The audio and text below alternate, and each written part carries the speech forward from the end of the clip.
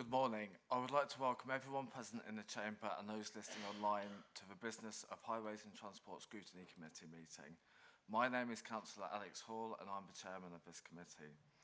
In absence of a vice chairman, I would like to nominate Councillor Charlotte Vernon to be my vice chairman for this meeting. Please can I have a seconder? Thank you, Mike. Those in favour? Those against? Any abstentions? Thank you. Please join me, Charlotte. Thank you.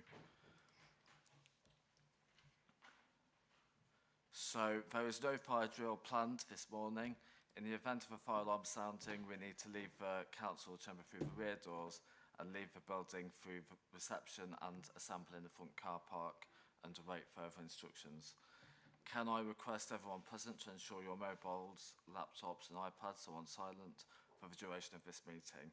May I remind you that the hearing loop is now activated.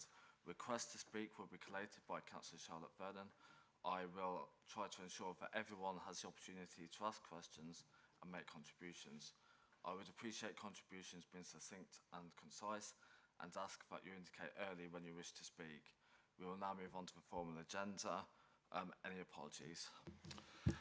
We've received two apologies. The first from Councillor Richard Wright, who's been replaced today by Councillor Noyseer. And then we have also received apologies from Councillor Eddie Strangle with no replacement member. Thank you. Thank you. Declarations of members' interest. Does anybody have anything to declare? Thank you, Chairman. In obviously the discussion on item 5, my business has professional dealings with two of the schools that are proposed as initial sites for the fixed CCTV cameras. I therefore don't feel it's appropriate for me to take part in the debate, and I shall leave the room during discussion of this item. Thank you. Okay, thank you. Are there any other declarations of interest? Seeing none, we'll move on. So the minutes of the meeting held on the 28th of November 2024, this item is to approve and sign the minutes of the last meeting as a correct record. Please turn to pages 5 to 14 of the agenda pack. Oh, okay, Councillor Clark.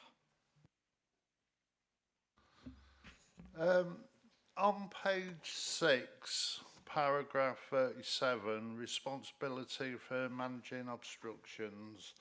Can I have the word schools removed from the minutes, because last meeting it wasn't just about schools, it was the responsibility of who manages obstructions.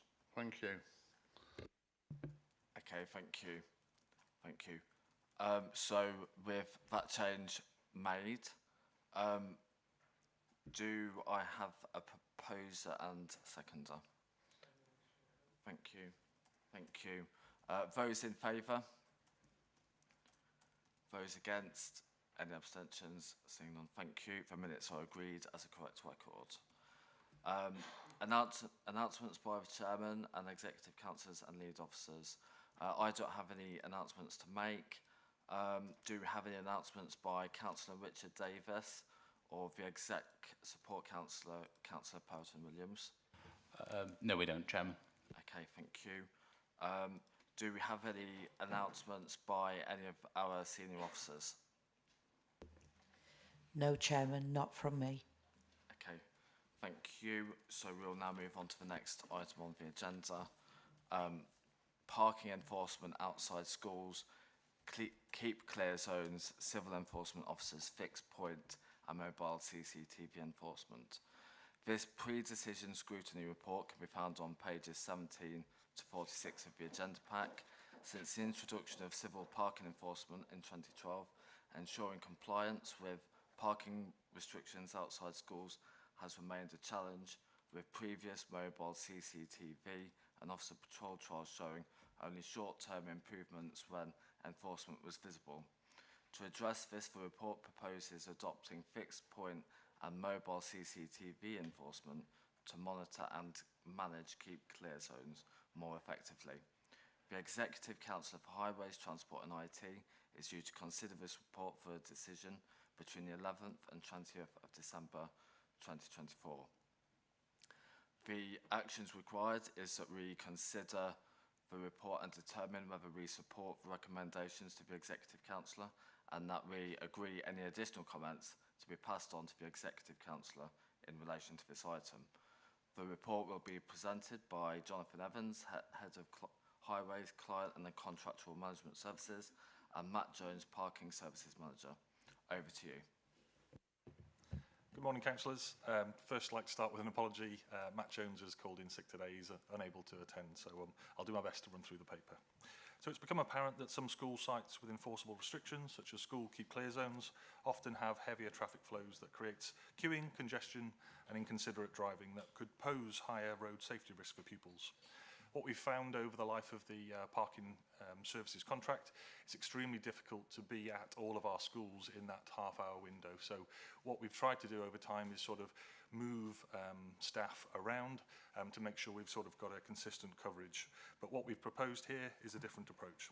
So as part of the new contract, the civil parking enforcement contract that went live on the 4th of November, we're proposing to use a blended approach for enforcement that utilises fixed point closed circuit television, mobile CCTV and CEO patrols, and then reactive interventions following that. The objectives of the new approach would be to enhance safety, so that's to reduce the risk of accidents by preventing vehicles from stopping or parking on the zigzag markings, ensure compliance, so that's establish a consistent and effective mechanism to enforce traffic regulations outside schools, and increase accountability. So that's automatically issuing fines or penalties to drivers who violate parking restrictions, holding them accountable for dangerous behaviours. The new item within this service or approach is the fixed point CCTV. So fixed point CCTV outside schools provides a permanent presence that allows enforcement of school keep clear markings, but not the parking or loading restrictions. CCTV enforcement would allow for real-time monitoring on automated issuance of penalty notices for violent violations, deterring illegal stopping and parking on these areas. What we're proposing in this is for our parking services provider, APCOA, to work in a remote location as they do nationally, and they'll cover the fixed point CCTV coverage for Lincolnshire County Council. In addition to the introduction of new sites, we'll carry on with a mobile CCTV. So that's a vehicle fundamentally that can be dispatched to a number of different locations, and it's moving around the schools on a sort of a consistent approach as outlined within this paper. There'll still be the need for foot patrols in denser city and town centres, but these patrols can further support school patrols during the morning and afternoon, so we propose to carry on with that same approach. The blended approach to enforcement outside schools, utilising fixed point CCTV and the mobile CCTV, requires the prioritisation of schools into the following categories, which are shown on page 20. What we've tried to do is split them up into school keep clear high priority and medium priority, and then school non-mandatory markings into a medium and low priority. What we're trying to do is just sort of give a standard way of working that outlines to the councillors and the public where and how much coverage we're likely to see at each of our schools. So for the high priority, we're proposing if they're not a fixed point CCTV, that'll be inspected twice per week. If it's a medium priority, once per week. And then for the non-mandatory markings, once per month. And the low priority non-mandatory markings is once every other month. What we're proposing as part of this work is initially proposed that we'd have 10 fixed point CCTV sites. The initial sites are identified on page 21.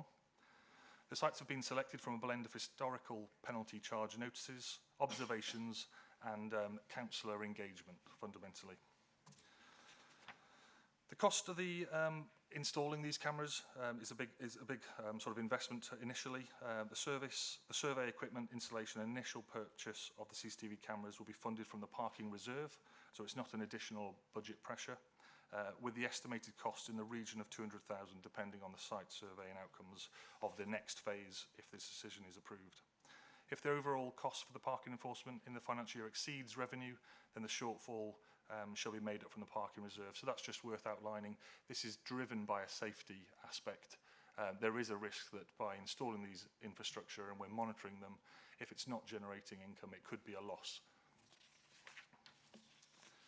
So to conclude, following consideration of the report, the Executive Council is requested to consider whether to approve the changes in the parking enforcement methods.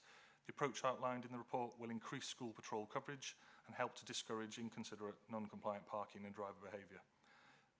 Taking this approach is expected to improve driver behaviours, which in turn will improve pupil safety. That concludes the report. Thank you. Okay, thank you. Councillor Stokes. Yes, thank you, Chairman, and thank you for the report. I certainly do welcome this, and I do think majority of county councillors will, on the basis that parking outside schools is a nightmare, especially at drop-off and pick-up time. There was one thing that you said, Jonathan, that confused me about the going forward, that it won't pick up on the no loading lines. But that is a major issue, especially on some of the primary schools in my division. Can you explain why that won't happen with these new CCTV cameras, please?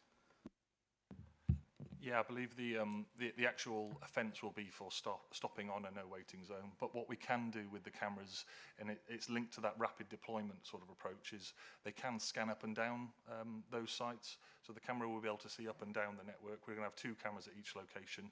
So if it was a double yellow lines or a loading issue, we could deploy a CEO rapidly out to that location if it was a continued offence.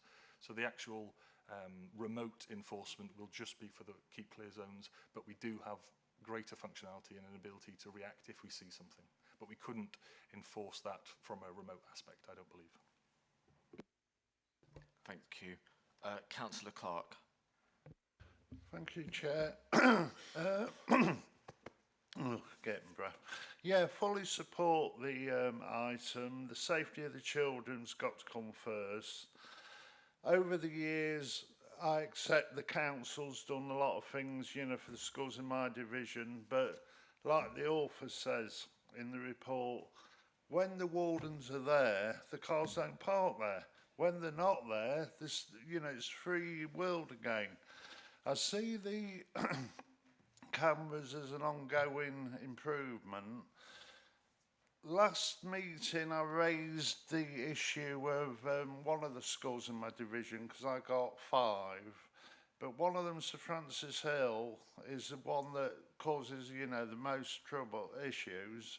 And although the cameras, I take it, are going to be at the front entrance, there's a side entrance that's got a zigzag line that's not fully enforceable, because apparently I got told by the parking division there's not a yellow line through it. So can, you know, I'm asking, can that be fully enforceable? And also, if the camera's at the front of the school, will the side of the school be patrolled? Yeah, thank you.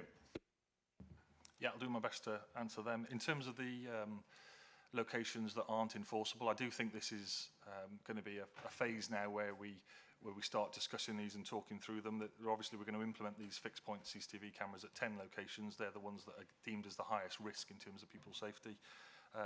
Over time, I suspect that we're going to be monitoring compliance there. We may even choose to not monitor some locations and keep the camera there if it becomes fully compliant. We may also, in time, through additional funding perhaps, or through contribution from developments, we might be able to install CCTV at other locations. And equally at sites where we've got non-mandatory markings, I think there's a desire from officers to try and make them mandatory if we can, and if we've got space. We will actively do that. I guess it's just a matter of time and effort that goes into that from an officer perspective when we've got a number of priorities that we're working on. In terms of the side entrance, St Francis School, I will speak to the team and understand it in a bit more detail. I would, without knowing the detail about it, would probably say CEO officers could patrol that, and we want to have some presence there. If it's a non-mandatory marking, it will fit into that criteria that's on page 20. So we'll have fixed point CCTV at the front, and then we'll be we will be following our priority risk-based approach that's outlined on page 20 for the other entrance. Okay, thank you. Councillor Brooks. Thank you, Chairman. I welcome this initiative because, and like Councillor Clark, I think I would see it as a starter for 10. I know it's 10 sites, but something that we would progress with to other sites if this is successful. There's just some clarifications around it which I would like. In the report, it talks about foot patrols still being necessary, but in the denser city and town areas. But there's a lot of the villages with no waiting restrictions outside of schools that will need to continue to have the foot patrols. I hope the drawbridge isn't being pulled up on those. And the other thing is about these priorities, is it just for school keep clear signs and not yellow lines, or will it be including the no waiting restrictions on yellow lines, single and double, and loading and unloading? Thank you. Thank you, Councillor Brooks. In terms of the first question, what we're proposing is to carry on normal foot patrols as we are now. I think that comment within the report is just focusing that in the day job, the parking enforcement, they're busy, normally concentrated or focused on urban centres. I think anywhere that we are currently doing a foot patrol will maintain that going forward in this new proposal. We're not withdrawing from those foot patrols. What we're trying to say is we can't be at all of the schools at the same time. And that's a historic problem that we've had when we've got a 30-minute window at the drop-off and collection time at a school. So that I don't think there's going to be any withdrawal of service there, and especially in the rural communities that we are doing that service anyway, we'll continue to do so. In terms of the keep clear only zones, what we will be doing is enforcing automatically, remotely, the keep clear zone, but the cameras do have functionality to look either way. I believe we can't do that from day one in terms of remote enforcement, but we can deploy again a reactive response to that location if that parking offence is carrying on. So to say, if it was a short-term vehicle that dropped off and disappeared, we wouldn't be able to enforce that unless we were there on site. So it's a blend of both, I guess. But how about where it's no loading or unloading? Because they shouldn't be stopping and dropping anybody off. They shouldn't be stopping at all on no loading, unloading. Can that be enforced via the camera? I believe it's only the zigzag markings, the keep clear zone, that can be. But I'll take that away and I'll have a chat with the parking services team to understand that in more detail. Okay.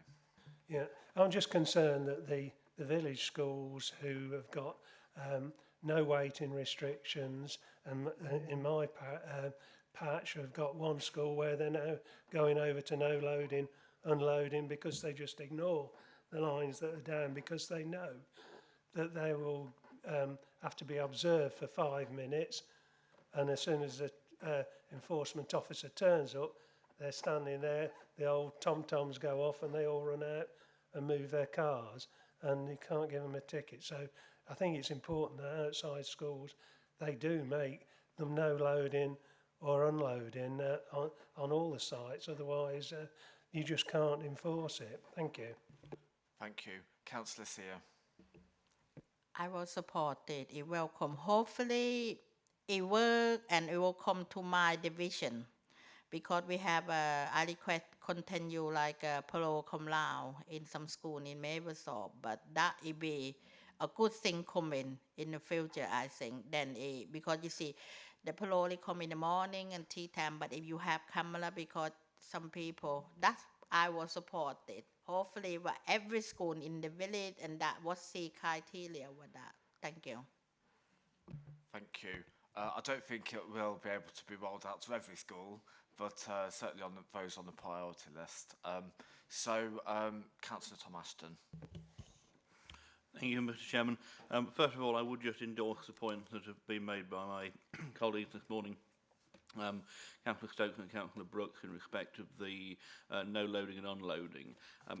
I feel that there are authorities around the country that have got technology that allows that to be enforced, and I think it is absolutely essential to bottom out what the issues are around this, as I completely agree.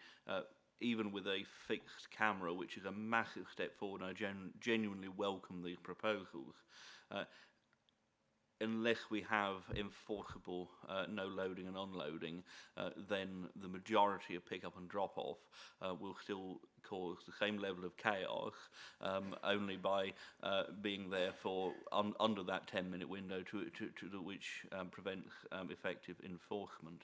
The question really from me is around the capacity. Do we have the capacity to expand this operation if it's proven successful and if there is a desire to do it?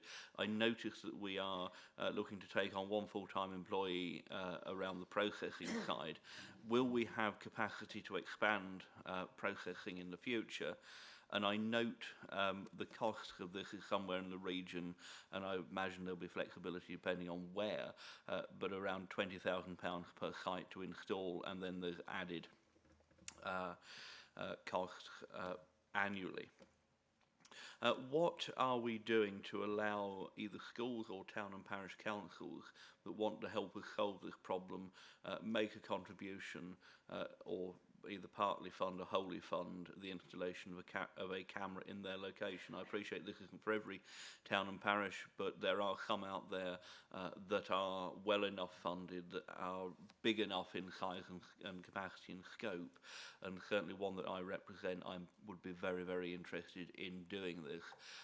Are we able to accommodate them? Are we willing to accommodate them, please?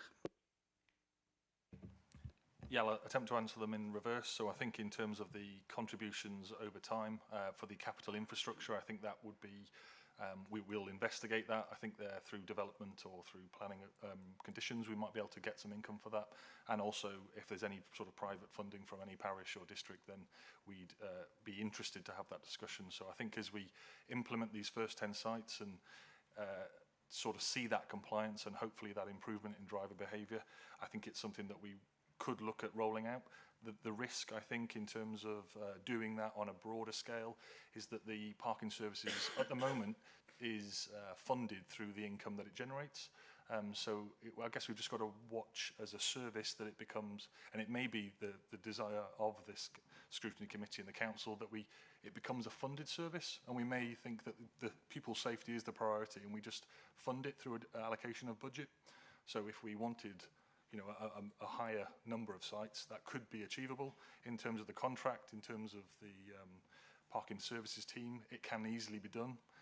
It would increase the capital expenditure, and then the remote APCOA site, which covering thousands of cameras across the UK, would pick up more of that. So it's not an issue in terms of scalability. It's just that risk on it becomes big enough and compliant from a driver behaviour is fantastic, but in terms of funding, we may need to just fill that with council budget.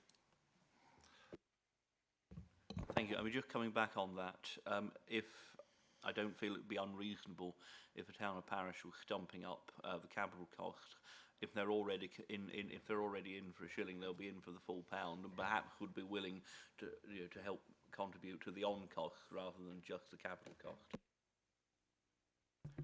Thank you. Councillor Ashley Morris. Thank you, Mr. Chairman. Obviously, I'd endorse this. I found out about it a while ago and discussed the possibility. I say lucky in parenthesis to have 3 or 4 schools, all with massive problems in my division. One of which is covered, which is super, and I'm looking at a scheme with Richard Davis, Councillor Davis, to have a good look at what is outside a couple of these schools. Some of them seem to have zigzag lines, some don't. Some of those are worn out. Some have traffic calming that works and quite a few don't. And all in all, this hopefully will actually tip the balance in favour of sort of something sensible. And it's 20 minutes twice a day, but it enrages residents. I'm sure all of us have got inboxes with sort of, either sort of violent residents or parents or which or whatever, ready to rip our heads off over it. So if this can come forward, my question, such as it be, is how long is this likely to take before someone actually sticks a spade in the ground? Thank you. So we've currently got officers tentatively carrying out feasibility assessments at these 10 sites. Obviously, we'll wait for the formal approval from Councillor Davis if that is likely to happen in December, pre-Christmas. We have the ambition of getting some spades in the ground before April at a few of these sites. I can't promise that they're all going to be delivered before April, May, June, but that's our sort of timescale.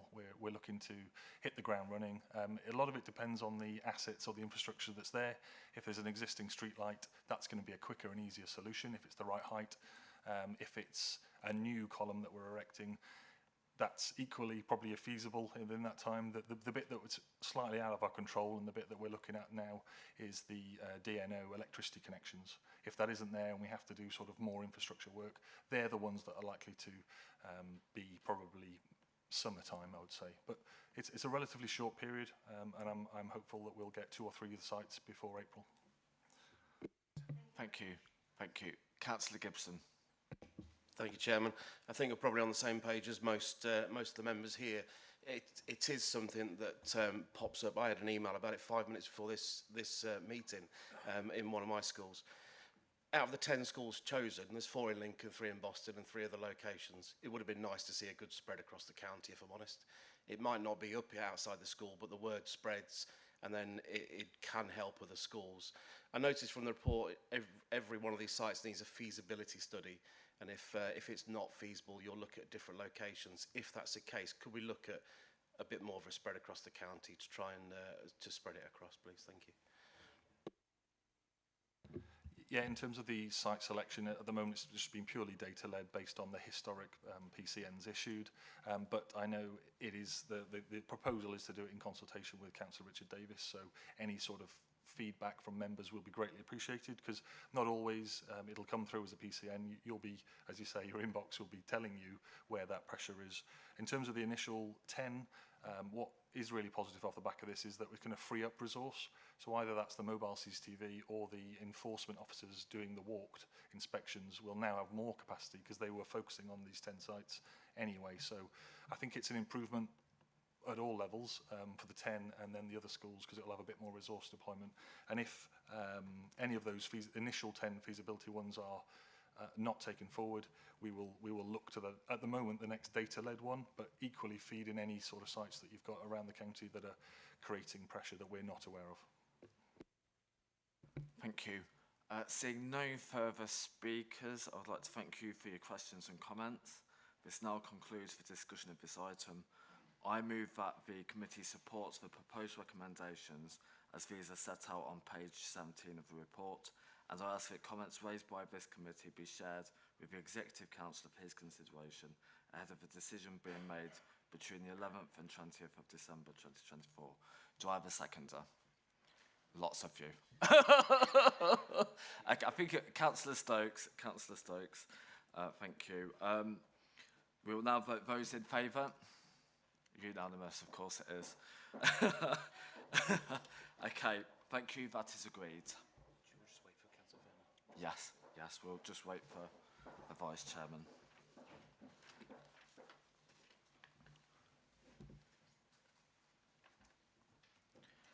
Okay, we'll now move on to the next item on the agenda, Highways Q2 Performance Report, 1st of July to the 30th of December 2024. This scrutiny report can be found on pages 47 to 216 of the agenda pack. This report sets out the performance of the Highways Service, including the Highways Maintenance Schemes Update, Lincolnshire Highways Performance Report, and Highways Complaints Report. The actions required is that we ask to review and comment on the detail of performance contained in the report and recommend any changes or actions to the Executive Councillor for Highways, Transport and IT. The report will be presented by Jonathan Evans, Head of Highways, Client and Contractual Management Services. Over to you. Thank you, Councillor Hall. In terms of the paper, I'll run through some of the key points, but I'll try and do that as quickly as possible. So in terms of the actual performance report, that can be found in Appendix A. It covers the period from July to September 2024. The detailed performance measures can be found in Appendix B. I'd like to have some thought from the scrutiny today about the Appendix B moving on to an online platform. What we've done over time is included that as part of the document pack, but as you'll see, it's a number of pages. And I think that was a desire of the Scrutiny Committee, but I do think we can now publish that online and just refer to it as a link, so maybe some feedback on that as we go through, that would be really helpful. In terms of the actual scoring, the Highway Works term contract, which is operated by Balfour Beatty, scored 79 this quarter. That's up from 68.5 last quarter. Professional Services contract, operated by WSP, scored 76.3. That's down from 81.1% last quarter. Traffic Signals term contract, COLAS, scored 76. That's considerably down from 93 last quarter. We've got the client, as we monitor ourselves as a service, scored 88. That's up from 83 last quarter. And then the overarching key performance indicators, which is sort of the strategic aims of the highway service, scored 84. That was up from 83% last quarter. In line with the contractual processes, performance indicator PI6, quality assessment of workmanship of the Highway Works contract, and PI8 and 10 of the Traffic Signals contract have fallen below the minimum performance level. A performance improvement plan was not requested for PI6 last quarter, therefore it has been requested this one. And the performance improvement plans for PI8 and 10 of the Traffic Signals term contract have not been requested, but I'll run through that in a bit more detail when I come to the Traffic Signals section. So in terms of the Balfour Beatty Highway Works contract, in quarter 2 of 2024, Lincolnshire County Council repaired 17,600 faults, including 9,100 individual carriageway potholes, 909 footway potholes, and 118 jet patching and 135 hotbox jogs. What I would sort of point out to the Scrutiny Committee and the members of the public that are listening in, this was a huge period of work for the highway service, so we had a lot of additional budget this year. So outlined on page 49 is the sort of the volume of work we're doing. The contract spend has gone up to a record high, probably delivering something like £11 million per month at the moment. Another highlight is that the extra resource that was allocated through from the council is now funded for 6 full-time jetting crews with 2 drainage construction gangs that have been brought in to carry out additional investigation jetting, minor repairs on local issues that were reported with blocked drains and assets and standing water. All jetters have been upgraded with improved route cutting and CCTV apparatus so that we're better able to repair on the first visit. For the cyclical maintenance works, the final grass cutting and weed spraying operations are now complete, but that was a really successful summer period. In terms of challenges and improvements, the combined capital and reactive budget for the highway maintenance service is approximately, for this financial year, is 115 million. That's that workload that we're getting done on the network. It is worth noting that the levels of funding for 24-25 needs to be maintained consistently over a prolonged period to sort of draw it back to remove the backlog as such. We project that that sort of funding arrangement needs to be in place for about 10 to 15 years, as outlined within the Highways Infrastructure Asset Management Strategy. Since the last update, funding beyond April 2025 has become a little bit clearer following the autumn statement, where an additional 500 million was announced as an increase on 24-25 local roads maintenance for all English transport regions. Based on the highway maintenance block funding formulas, this is likely to result in the additional 17.3 million of capital funding. However, we are a bit concerned around the network money that was allocated for Network North. Within our assessment and our scheme selection for next year, we've assumed that an additional 4.9 million will be allocated and received into the service. That hasn't been formally received yet, so that's a concern that we're just flagging at this stage. There's been an increase in the overall score for the Highway Works term contract this quarter. The most pleasing aspect is the reactive service, performance indicator 3. This quarter has seen a positive improvement and it has moved above the minimum performance level for the first time since the contract was started in 2020. The performance indicator was adjusted at the time of extending the contract and is now out of low service damages. The number of live jobs is currently at approximately 2,000 jobs, which is a good position to be in as we approach winter. So moving on to the professional services contract, WSP. WSP work alongside the highway colleagues in the Technical Services Partnership. There's a lot of good work at the moment with local education in schools, ultimately, and colleges. We've made some good linkages with Lincoln University Technology College, and we're now committed to taking on a T-level workplace student. And we're also developing some sort of linkages to the Lincoln University as well, trying to get the engineering courses within that institute set up. In terms of challenges and improvements for that contract, the pipeline of work for the highway service and the wider Place Directorate remains really high. and aligns with the funding levels allocated to the highway service. The volume of additional work has increased over the past 12 months, with task orders not only being received for highway-related projects, but also professional advice for an array of services, such as tree inspections, speed awareness courses, and ad hoc special advice on a variety of projects, such as advice for badger sets, for example.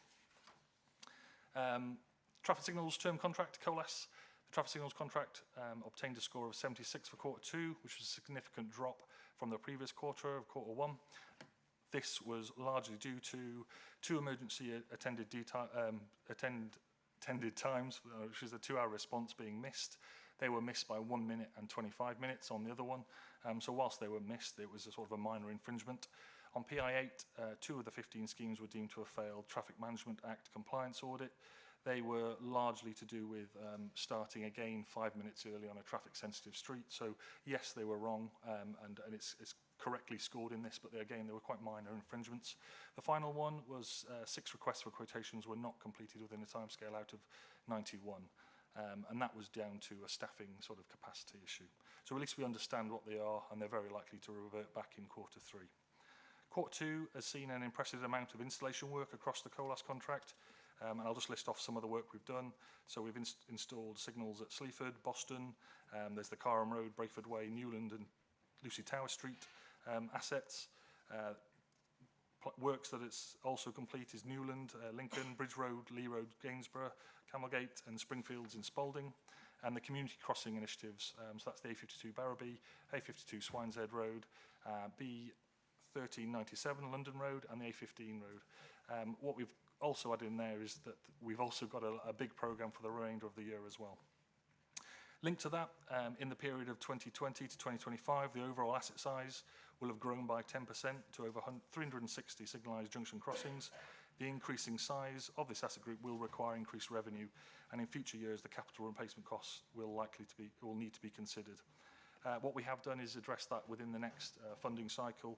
We've put a little bit more budget in there to help maintain these assets going forward, but it is a pressure that needs flagging. In terms of complaints, a copy of the highway complaints Q2 can be found in Appendix C. The customer relations team received a total of 93 contacts with Q2 from individuals wishing to give feedback, report issues and complain about the highway service.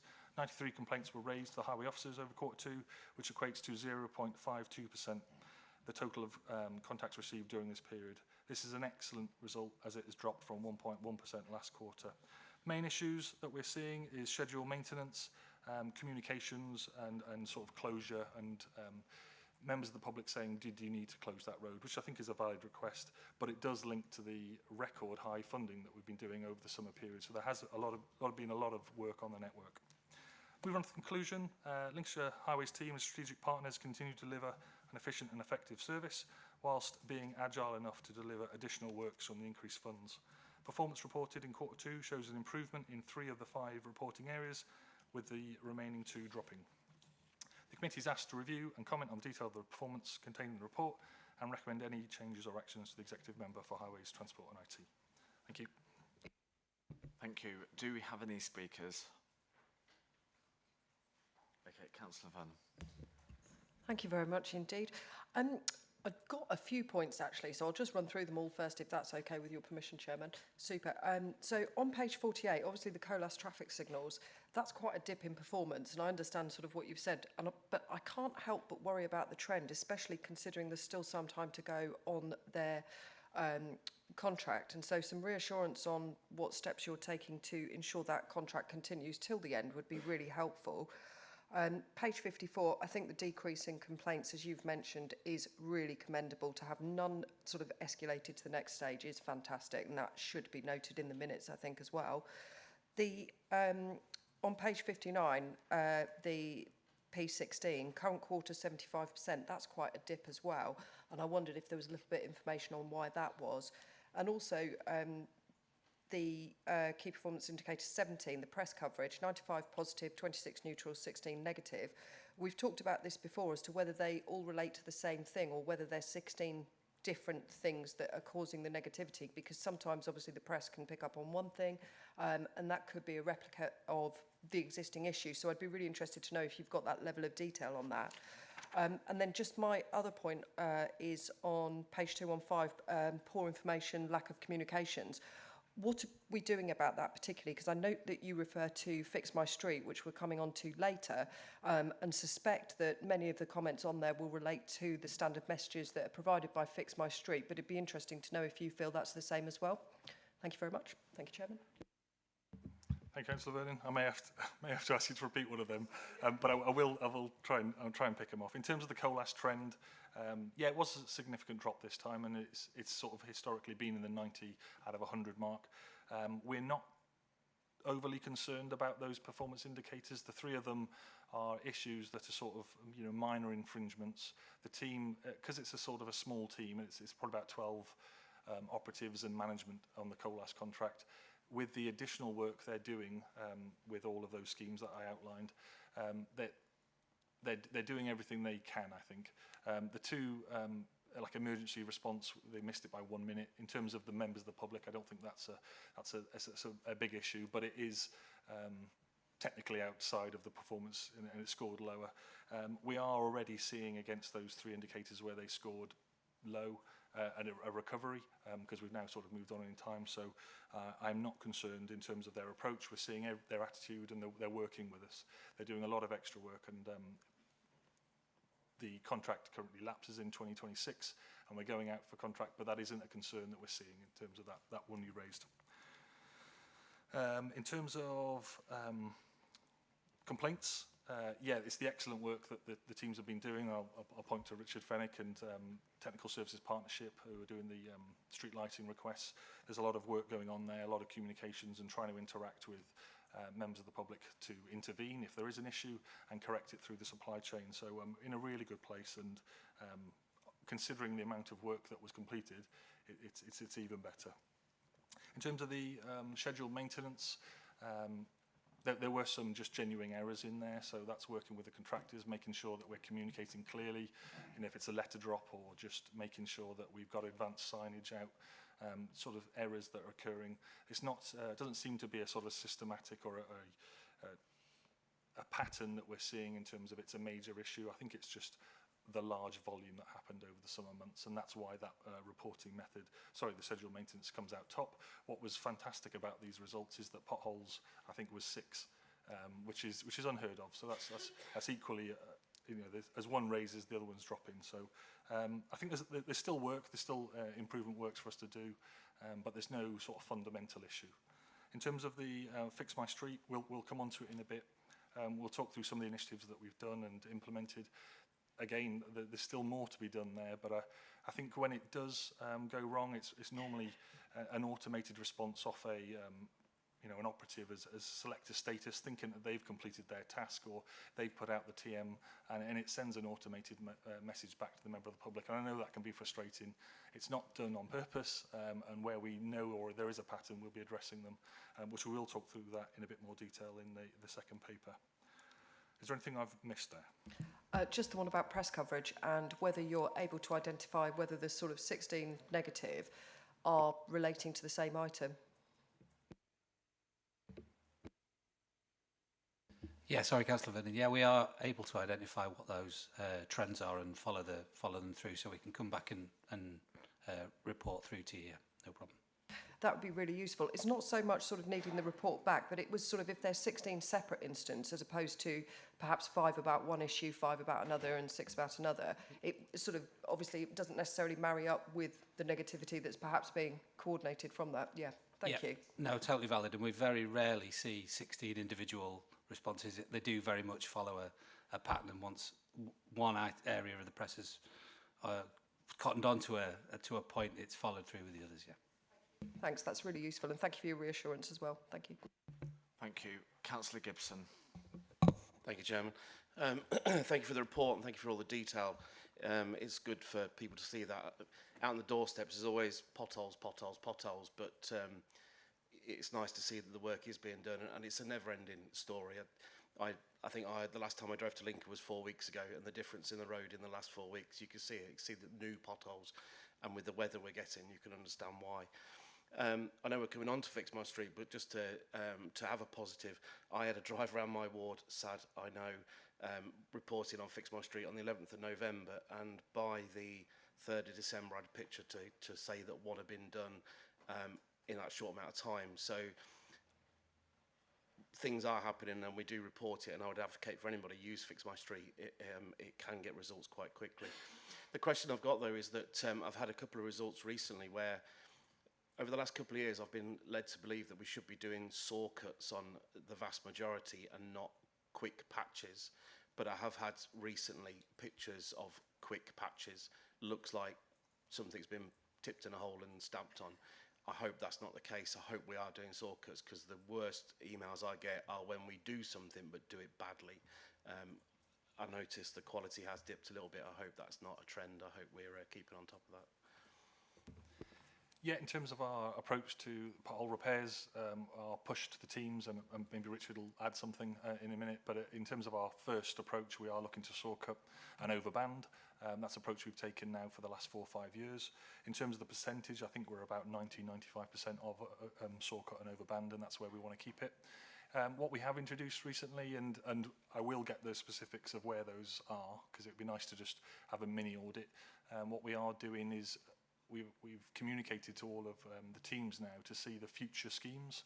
So we've got a pipeline of works where we're having capital investments, or a larger, deeper in, plane out and replace. The teams are able to make a choice sometimes. If it's a scheme that's coming up in the next 9 months or 12 months, they may choose to do a temporary.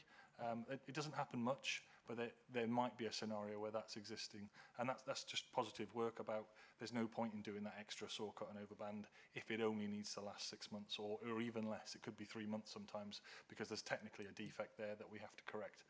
So there's work going on. We'll have a dig into it, and I'll bring something back. But it'd be nice to know the specifics of the two that you've got, and I'll probably hand over to Richard Fenwick, if that's all right.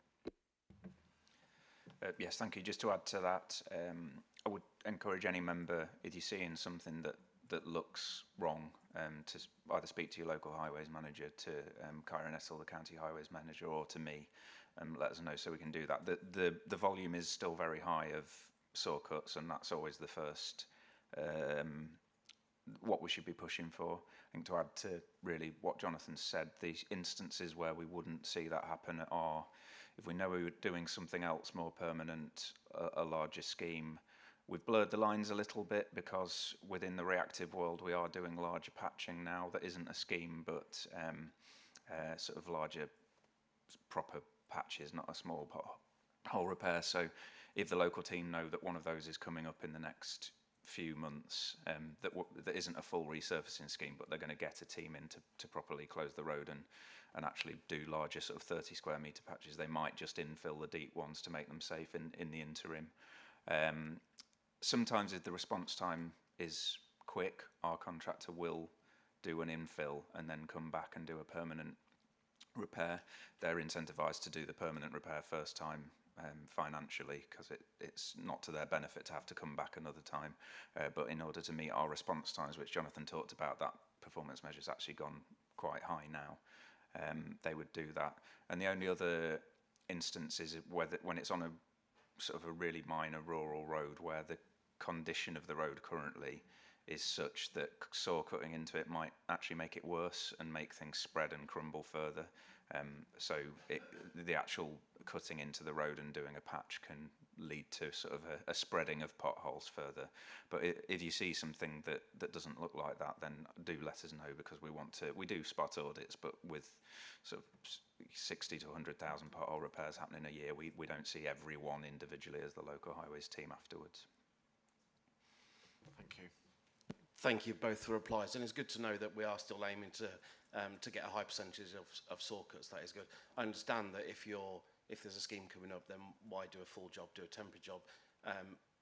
Some communication, if that's possible, might help us, especially if it's a Fix My Street, to put on their temporary measure because full scheme, because as soon as within minutes of you doing something, if it's not right, I could tell you we know about it, because local residents are on the phone to us, and if we can say it's a temporary measure, it's going to be redone, that would stop any further emails. So yeah, but thank you both.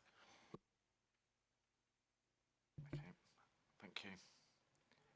Did you want to come back to that or not? Yeah, I'll just say that we are looking, and Jonathan's going to talk about Fix My Street more in detail later on, but one of the things we're looking at is the automated messages anyway around, particularly on drainage, where they're more often than not things where there's some more work to be done after the initial job is complete. So that follow-up messaging to say, yes, we've been, but we've got to come back again is something that we can look to extend to that kind of temporary situation. I think it's nice to see, and I've noticed it as well, that sort of 5 years ago we basically didn't do any saw cut pothole repairs in the county, and now we're at the point where the public sees the value of that, and as soon as there isn't one, they're onto you about it. So it does reflect the success of that approach, because people know it's a better quality and longer lasting repair. Okay, thank you very much. Seeing no further speakers, I would like to thank you all for your questions and comments. This now concludes the discussion of the item. I move that the report be received and that the committee's satisfaction be recorded in relation to the detailed information on performance achieved and assurances provided. And I ask that all comments and suggestions raised by this committee be shared with the executive member and relevant officers for their information. Does anyone dissent? None, so thank you, that is agreed. Moving on to the next item on the agenda, Major Work Schemes Report. The next scrutiny report is on pages 217 to 236 and outlines an update on progress of the highways major projects. It is asked that we consider and comment on the detail contained in the report and recommend any actions to the executive member for Highways, Transport and IT. The report will be presented by Sam Edwards, Head of Highways Infrastructure and Laboratory Services. Over to you. Thank you, Chairman, and morning all. So I wasn't able to, or we didn't have the report at the last scrutiny committee, so we've got a longer period, which I think is quite good.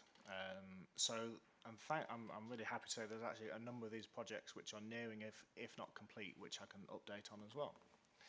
So I'll treat it as read, but I'll start at the top and just sort of go through project by project and give a brief update. And if there's any questions at the end, I'll happy to take them. So we'll start with Grantham Southern Relief Road. Possibly the best image to explain what's going on is at the top of page 218. So if you remember, some while ago we talked about the need to extend the length of the bridge in the middle of phase 3 due to some poor ground conditions. What you can see in that top picture is you've got sort of steel piers to the left of the picture and then white concrete piers to the right. Those two spans on the right hand side, those are the two additional spans that we now have as part of it. And I'm really happy to say you can see those, what looks like fairly small beams, they were actually installed last week. To give you an idea of perspective, those beams are just under 3 meters high. So they are massive, absolutely huge. There was actually a crane to build the crane to install them. But those 3 sets of double braced beams are now in place. The following work is going to carry on with building the concrete deck around it into the new year and continuing the work on the preparation for the launch in the new year of the bridge from the other side. So works are very much taking place. They're continuing. You can't actually see them very much, which is why I think it's helpful to bring pictures, because you can't see them from the road network, but there's a lot of work taking place. And I've just included a picture at the bottom of there of the steel piers, which the bridge will launch over. Those sort of platforms around it, they're temporary platforms. That's basically what the bridge will be pushed over. It'll then be lowered in on top of the Y shapes, and then the temporary piers will fall down to the ground and be demolished and taken away. But again, it gives you a feel for the scale when you can look at the bottom of the piers, and there's actually ladders going into. There's a ladder system inside the piers for access to the bridge joints and so forth. So again, gives you an idea of the scale of the size of the structure, which will be, I've not really checked, but I think it probably would be our largest structure in the county once complete. So moving on to North Highcombe Relief Road. So since writing this report, since the last meeting, we then published the legal orders. So that's the compulsory purchase orders and the side roads orders. That effectively allows us to procure the land needed to build the scheme, and the side roads orders so we can amend and create highway rights within there. Those were published, and the period is now closed for feeding back to that. We've received 12 objections, which we're working through at the moment. And I would say, similar to what I said when we went for planning permission, that is a relatively low number of objections when you consider the scale and the size of the infrastructure being constructed. There's over 102 different parties involved just from a land perspective, and then obviously you've got the statute objectors and concerns. So it is a relatively low, and the team are working through that. Now, we haven't had it confirmed, but it's likely, I would say, that it will result in the need for a public inquiry, which we've programmed in from the start, working on the worst case scenario. We will need to go through that process, and that will likely be sort of mid-spring, I would say, probably around April. However, I will caveat that in saying that that is not in the County Council's decision to form a public inquiry. That sits with the Department for Transport, and also you need an inspector to hear that, and with the number of development consent orders taking place across the country, that could be high demand to find the inspector, but there's little that Lincolnshire can do in them waiting for the inspector to be identified and then work towards that process. However, with a fair wind and what we've programmed to go through, we'll continue going through that process, and we hope to be on site doing early advanced works, as we've been saying for a few years, towards the end of next year, with the main work starting early 2026. The only thing I will put in there is we are looking to start a large utility oil line pipeline diversion early next year, so as advanced works. It will be done at risk, but it would not be abortive costs should anything happen later. And the difficulty in diverting an oil pipeline is not something I've come across until now, and it is very challenging, and it's better to get this done now than later. So that's a decision for the executive to make early next year. Moving on to Spalding Western Relief Road Section 5. I mean, since that picture, it's now developed and it's all pretty much complete. I think it's due to finish, I think it's a week today, the 16th, with 2 plank bridge opening and all works complete. Now, obviously, the road will remain closed and unadopted and secured until the housing delivery takes place on the western side of the rail line. At that point, the road will then become adopted for the housing to be built and for people to gain access to that. However, of course, the roundabout on Spalding Road, Pinchbrook Road, sort of Enterprise Way, has been open for many years now, and the housing has already been delivered as part of the first phase off that roundabout. The only thing that works that will come into next year is just the remaining landscaping, because we're not getting into the planting season now, so the remaining landscaping will leave until, I think it's March, April next year. But other than that, Section 5 is now all but complete, or will be before Christmas. So moving on to the Levelling Up Fund projects. I've previously reported that obviously Marsh Lane Roundabout is complete, as is Boston Active Travel Scheme. I'm happy to say that Springfield Road Roundabout is also complete now. There's a picture there at the top of page 220. It's operating very, very well. And so that, I mean, just to reiterate, that's additional lanes coming into it, additional lanes exiting from each of the arms, and also operating as a spiral roundabout with wider circulatory lanes as it goes through. So it's reduced congestion in this area, particularly at peak times. And it's been well received. We've also enhanced the pedestrian facilities because there were no formal pedestrian crossing facilities at this location prior to the scheme. I'm very aware that there are certain that would like enhance even further than what they are there now, and that's certainly not off the table for the future. But as far as this scheme, it's all finished. And I suppose the one that I would give closest relation to is Rysholme Road Roundabout that we finished in 2020 on the top end of Lincoln. Very similar form of roundabout that sort of cut congestion there overnight. And then the last major project as part of the Levelling Up Fund is Greensale Roundabout. The finished form will be a very similar form to what we've just built at Springfield Road Roundabout. And I included a picture at the bottom of page 220, because I think that was sort of late summer this year, but it gives you the best image of what the size of the roundabout was to what it will be. So obviously most that use it will know it's far undersized for its use, particularly the HGVs accessing into the industrial units next to it.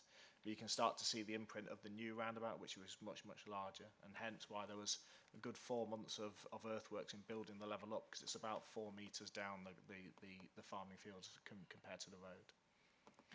And then moving into the top of page 221, that is the new roundabout. So you can see it's much larger. The HGVs are accessing round much better than they are. We've had a number of concerns from the public saying it's still not wide enough, but that's because it's not finished. We're continuing, and we should have it finished by March next year, sort of end of February into March next year. However, we are doing additional works. We have planned works in the future on the A16 between Springfield Road roundabout and Greensell. So we're choosing to do that at the same time because while we're there to get the works done in one hit rather than coming back the year after and doing so. So we may go into April in doing the nighttime surfacing that runs through there. The only final element is we did half of Spalding Active Travel Scheme last year, and we've got the second half that was, we were planning to do it this year, but it's going into the early parts of next year because we had to get environmental agency approval to use the banks. And as we got closer to this time, it's not ideal to be digging into the earthworks next to the river and things like that at this time, so it's better to leave it. We've got scope, it's better to leave it until warmer months, drier months where there's less risk. Moving on to the Grantham Future High Street Fund scheme. So these are the district council schemes that we're delivering. We're facilitating the construction element for them.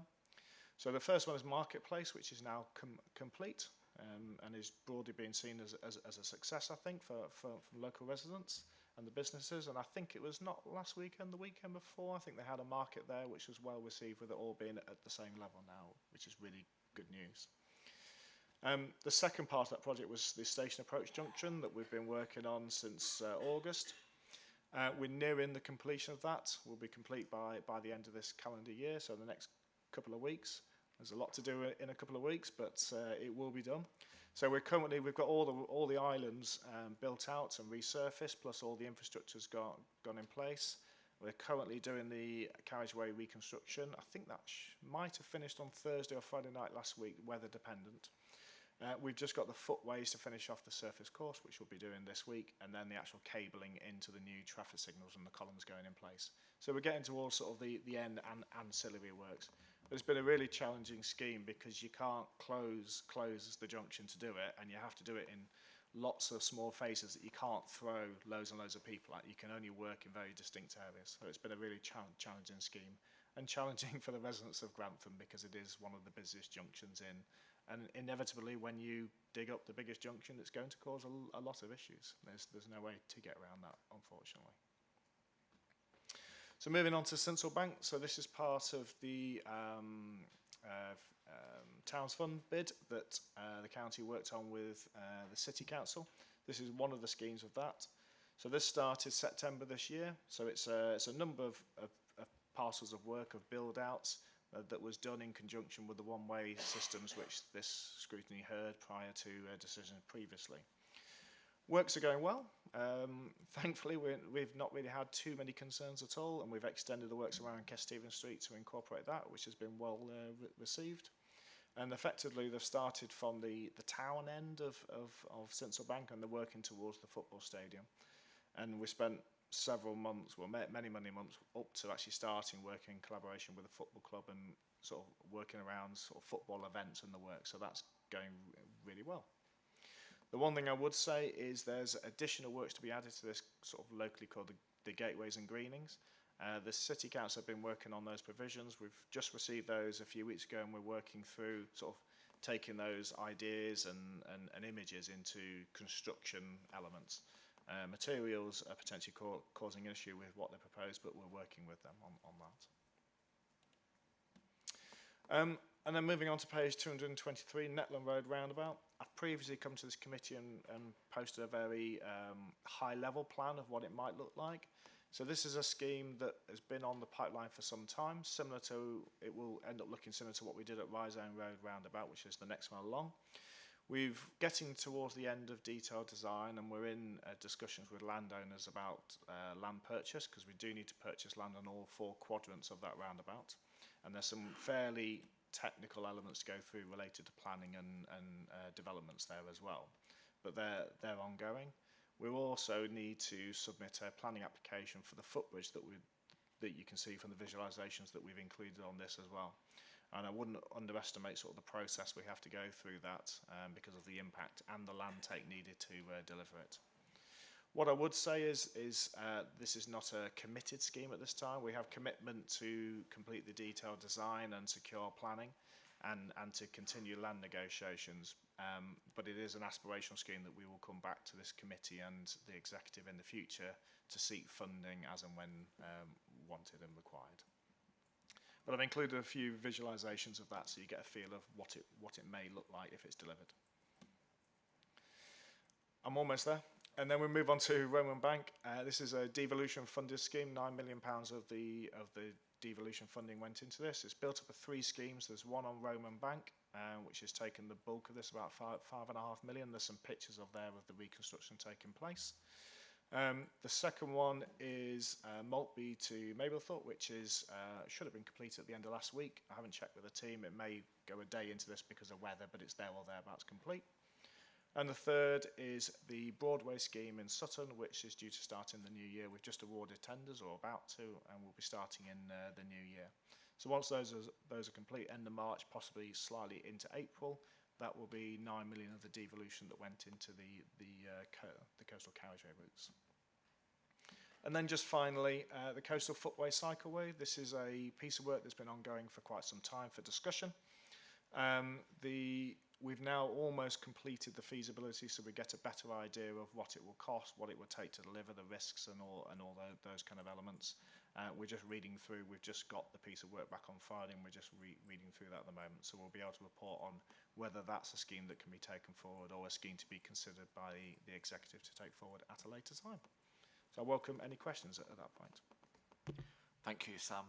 Councillor Stokes. Yes, thank you for that, Chairman, and thank you for the report, Sam. Yeah, I mean, I certainly welcome all the work that we're doing in Lincolnshire, but I am going to focus on the one that's in my division, which is the station approach, which is the South Kesteven District Council funded scheme, and I will reiterate that again. I am concerned that the timescales will be missed. There just seems to be a lot of work still left to do when I went through it over the weekend. How confident are you that it will be completed by the end of the year as suggested? Thank you. So I've learned to never give 100% of anything because you don't know what's happening with weather and things like that, or breakdowns. But our programme at the moment sees us completing on the 20th.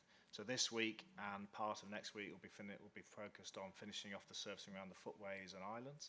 And then Colas come in to start the cabling elements into the signal columns. Generally, these types of schemes, they look a long way away until those final operations when you white line and the cables and they come together very, very quickly. So they give the perception that they're a long way away, but they're actually much nearer than they are. But I can't control the weather, I can't control the laying temperatures and things like that. But at the moment, our programme has us complete before Christmas. If that is the case, I'm sure the residents of Grantham will be very appreciative if we can get it done as soon as possible. Thank you. Thank you. Councillor Sue Rawlins. Thank you, Mr. Chairman. Just on one point regarding the Netlin roundabout proposals, obviously in my division, you did indicate that wasn't part of the devolution settlement. How confident are we of securing that funding through that process or elsewhere? Thank you. So there is some devolution money towards the Netlin Rail. There's 3.2 million that's been identified towards that scheme. Early indications that we're probably looking at a circa 10 million pounds to deliver that scheme. So there is still a funding deficit to deliver. So that's why it can't be a committed, because that funding needs to be identified. However, these types of schemes, if you get the funding, they will most likely want it delivered overnight or within year, and you can't deliver over that short period of time. So there's some risk you have to take with part of that funding to secure your planning applications, get the land negotiated to a point where you can start and get your design done, so that you can respond quicker, and none of that is wasted or abortive work because you can pull those out at a later time. So it's not fully committed because it's not fully funded. However, we're fully committed to delivering the scheme up to a point where a decision can be made for the future. Thank you. Thank you. Councillor Noyce here. Thank you, Chair. I was on the site last week at Moby Straits and Roman Bank. I was well impressed the way the work and the county council and all the officer sorted out. More little more stress. I've been at that road for years. Finally finished, and we are in fun. You know, we early finished because we have. I on the side visit in evening. It was well good. Then everything went well. Like we say, you cannot control the weather and everything. We have one sit back to the weather, so 3-day delayed. Then we have the butcher whole corner, so that called chaos. But I give thank you for own highway team to working very well to sort it out. And more little master finished couple week early. I would like to thank you for all your hard work. And you do work, but take time. But you cannot predict the weather. But so far, I ask the God, no weather bad for that stretch to be done. But thank you anyhow. Thank you. Councillor Rob Gibson. Thank you, Chairman. Thank you for the report, Sam. As most of this is in my ward or very close to it, I suppose I ought to say something, and I'll try and be positive after my first comment. I don't know whether this is being pedantic, but the Spalding Western Relief Road, this project is always complete. It's not complete. Phase 5 is complete. The rest of it hasn't even started or probably never will. I just want to make sure that everybody's aware that this road is not complete and the issue still stands. We've got congestion everywhere. I'll move on quickly. The Levelling Up Fund. Springfield Roundabout open and seems to be working well. I've had very little in the form of complaints apart from the one you alluded to for some pedestrian and cycle upgrades or improvements that are being looked at or asked for. I'll probably just touch base with you after the meeting just to look at those instead of boring people here. The Green Cell roundabout seems to be kind of progressing quicker and slightly quicker and better than the Springfields one. So it seems to be, I know it's a different company, I guess is what I'm getting at, and I'm led to believe that they were cheaper than the Springfields one. So it seems that this other company seems to be doing quite well. So that's progressing well. I've got no major issues. The Spalding Active Travel, is there a plan for that? I don't know whether I've got the plan or know the plan. I think that's mostly in my ward as well. Is it possible to touch base with you at some point and have a look at what that is and where it's going? That's the question. I suppose I'll start from reverse. Yes, absolutely. I can touch base straight after this and provide the plan of the final elements that go into that. Just on the Green Cell, Springfield's, efficiency of how they're working. They are different schemes. For example, Springfield's had greater number of utilities to divert and manage, so you're very much at the mercy of when they turn up and how long they take that needs to be programmed in, so it tends to take a little bit longer. Also, just simply the fact that it's 3 lanes instead of 4 lanes, so your phasing of what you can do, you could do all of Green Cell on one half because you don't have the 4th phase, so it could speed it up a little bit quicker. So yeah, I think from memory we're about 12, 13 months on Springfield, and we're probably about 9 or 10 months on Green Cell. So it is quicker, but there's a little bit less to do, and traffic management is the key. I mean, if the good people of Lincolnshire would let us shut the A16 for a year, we could probably get both done in 6 months. But obviously the hassle that would cause is great, so we have to consider the traffic management elements that go through that. Okay, thank you very much. I don't see any further. Oh, Councillor Clark. It's just an afterthought, really. You said Sinsel Bank, you got little complaints. Who's handling the consultation and sending the messages out to the residents there? I only ask because I've been trying to get information from the City Council about Western Grove, seeing as it's in my area. 2, I'm only 2 minutes away from it. I've been aided by Lincolnshire County Council Communications, who's also trying to get the information to me, but they don't seem to want to give it. And I'm wondering if this is a standard approach the City Council's got.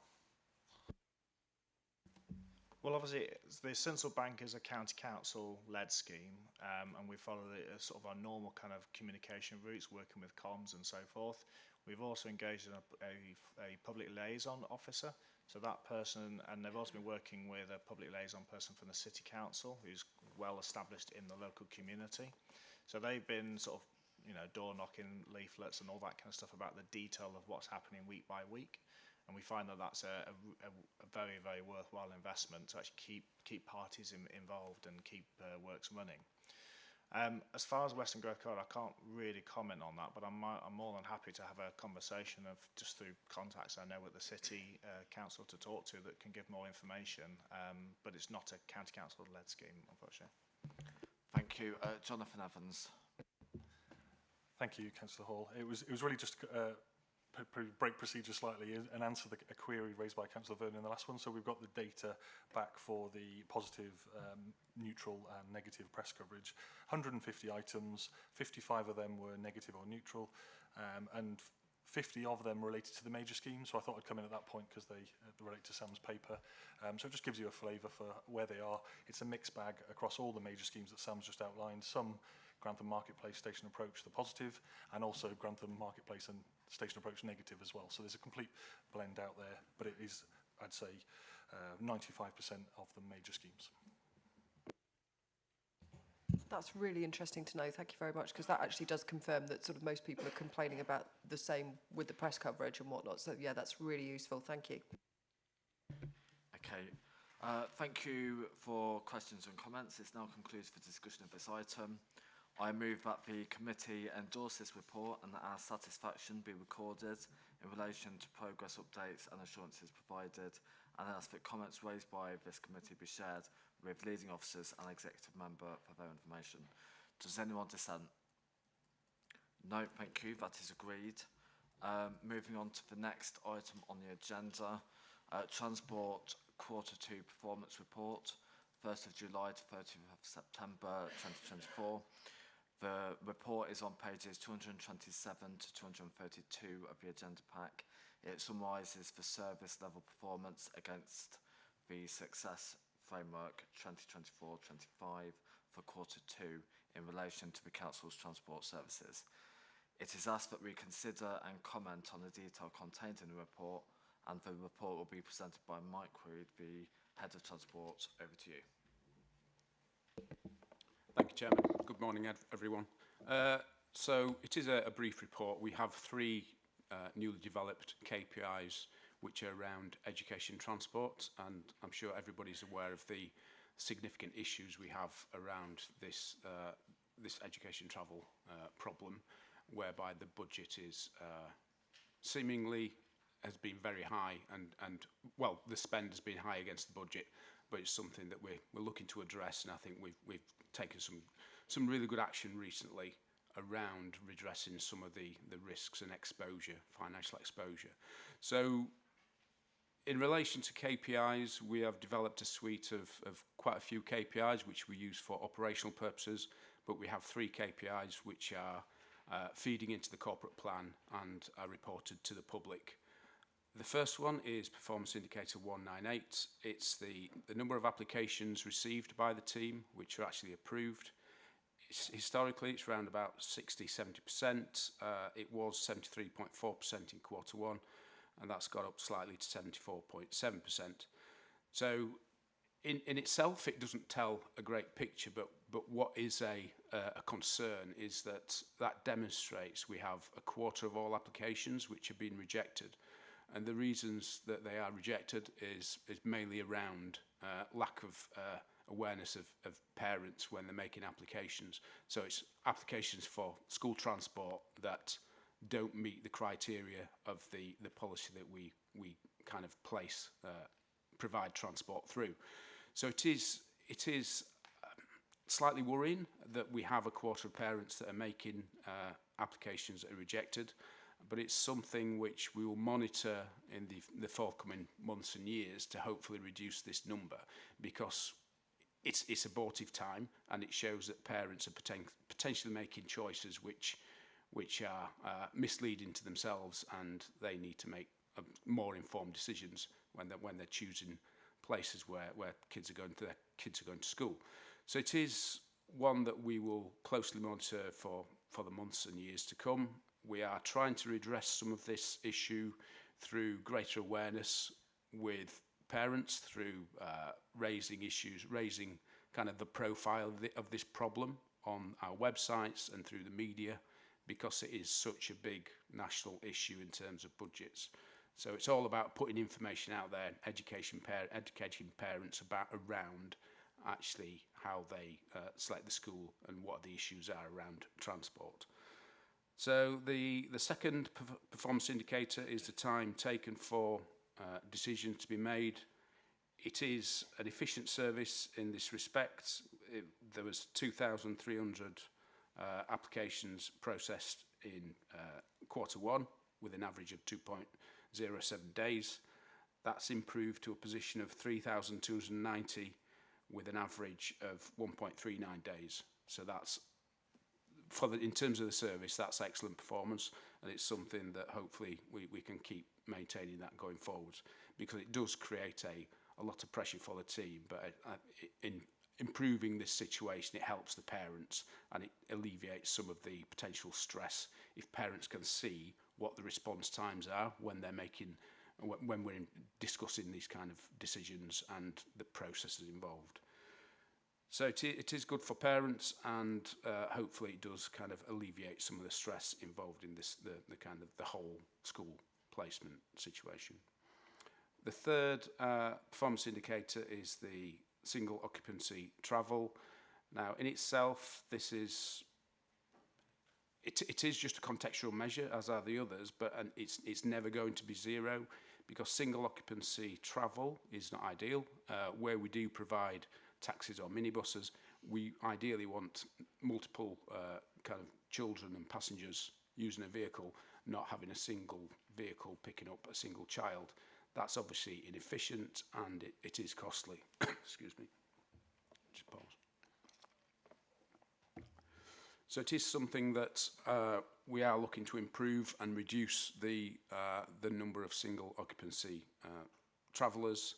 It will never be zero, because as a large county, we will always have a situation where we have to put children in really remote locations in a single vehicle by themselves. But where we can amalgamate different contracts and have routes where separate different children are picked up, then that is obviously better for the authority in reducing costs. So it won't be zero, but it will be interesting to see how low we can get this figure going forwards. And admittedly, this report is quite slight at this point in time. We are developing the whole reporting situation regarding our KPIs. I'd welcome members' comments on the validity of this, and if you feel it's robust enough. I think we're very open to challenge. I think it's something that going forwards, as we develop more data, more intelligence around these different measures, it will be interesting to see what the trends are, because we have a very large piece of work going on at the moment, which is around reducing the exposure to this ever-increasing kind of cost and the risk of the budget escalating. So we have lots of great work taking place within my service, within Children's Service and the transformation team, to hopefully reduce this exposure. So it will be interesting to see how it goes forward. But I think at this point, I'll wrap it up and just say, happy to take any questions, and really do value any feedback you have. Thank you. Thank you. Councillor Sue Rawlins. Thank you, Mr. Chairman, and thank you for the in-depth reporting on this issue. It was a topic, actually, that the Audit Committee undertook to do an assurance on at our last committee meeting, in view of as we've heard today, the ongoing pressures in terms of cost. At the moment, that's 53 million, and there is pressures there just on the providers themselves and how we cope with that on a county council level. There was one question I'd like to ask on the specific issue about the schools and you know, parental choice or a parental demand on particular occasions. Do we actually liaise with the school in terms of making the transport policies of the county council regarding school, both general transport and specific transport for individuals and taxi-driven transport?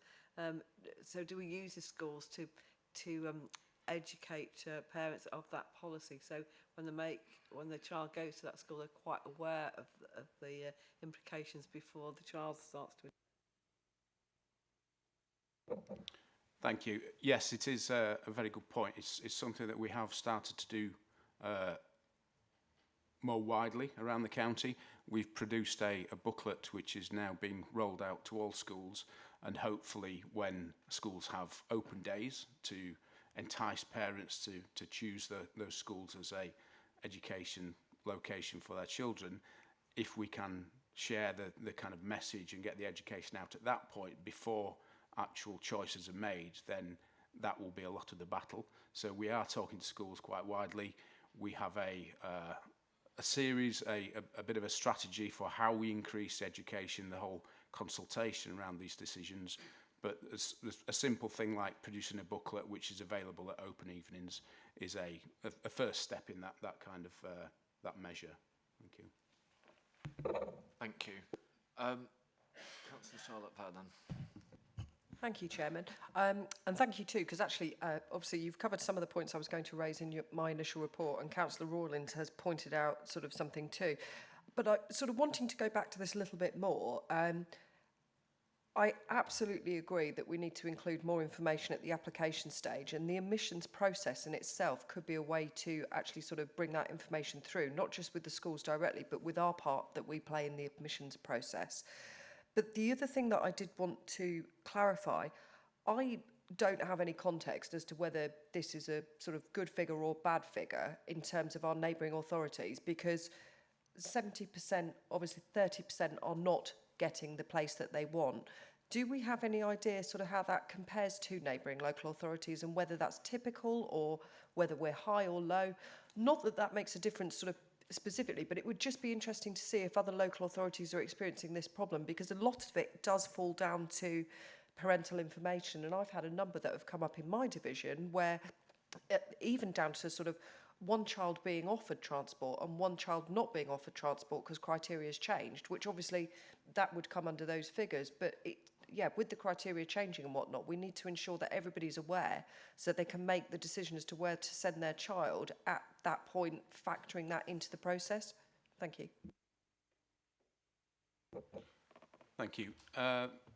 We are, as I mentioned earlier, we are working really closely now with Children's Services, and it is, in the past, this has been dealt with as a transport issue, but essentially part of the problem is if it's not a transport issue, we are providing transport when children are already been placed.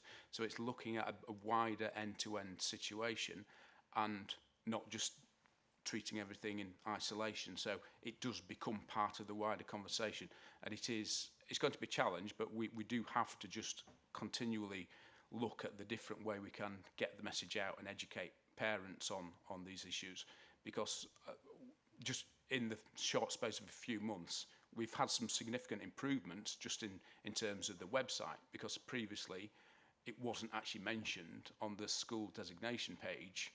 There was no mention previously about school transport, but now we're kind of having that joined up decision making and making that a lot more, the information is more freely available, and the implications and consequences for parents. In terms of the point about benchmarking, we do liaise very closely with different neighbouring authorities, and through ADEPT and the Local Government Association, we do talk to different authorities. This isn't an isolated situation, it is across the whole country. The issue around the number of applications that are rejected, we haven't got into that depth of questioning. We haven't got that kind of feedback from other authorities, but certainly with the connections we have, we can ask the question and just see what their KPIs, how they stack up against ours. So it's a good point, and I think it's something I'll take away, and hopefully the next time we come back we can have a bit more data around that. Okay. Thank you. That would be really useful, because obviously we're saying sort of 30% of our applications are sort of refused, but if other local authorities are experiencing a higher number than that, we're actually bucking that trend, so that would be really useful.